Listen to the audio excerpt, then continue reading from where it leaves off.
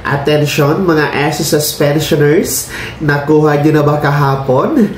Dapat nasa ATM card nyo na. Yan natin pag-uusapan sa video na ito.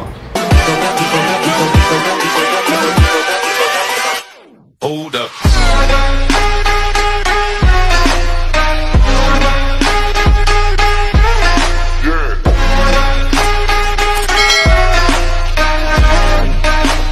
Hello mga ka-vlogs! Welcome dito sa aking YouTube channel. Magandang araw po sa lahat ng mga manonood. Saan po kayong dako sa mundo? Kumusta kayo mga ka-vlogs?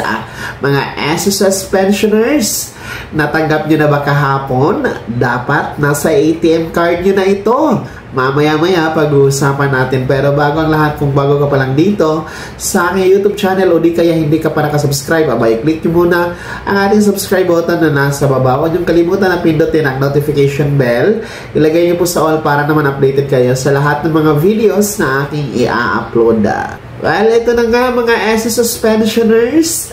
Kahapon po, January 31, araw ng Biyernes, ay naganap po ang advance pension crediting schedule para sa February na pensyon. Para nitong mga first batch ng mga SSS pensioners, yung meron pong date of contingency o araw ng kapanganakan, araw ng pagkamatay, araw ng pagkasakit, mula 1st to 15th day of the month.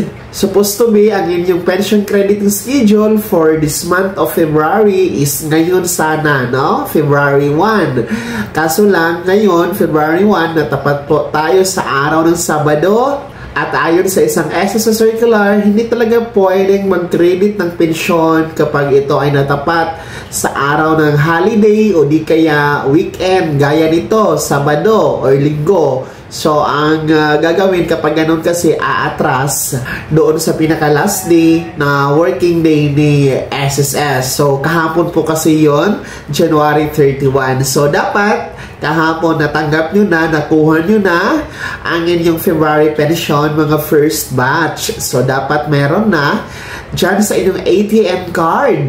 So, dapat sa araw na ito, February 1, ay wala nang hindi pa nakatanggap. Lahat nakatanggap na talaga, mga first batch para sa inyong February pension. So, kahapon po yan, January 31, araw ng Biyernes. So, ngayon kasi is unang araw tayo ngayon sa buwan ng February, no? So, napakabilis ng panahon mga ka-vlogs. So, yun po yung ating nais itanong sa ating mga first batch SSS pensioners na meron pong date of contingency mula 1st to 15th day of the month.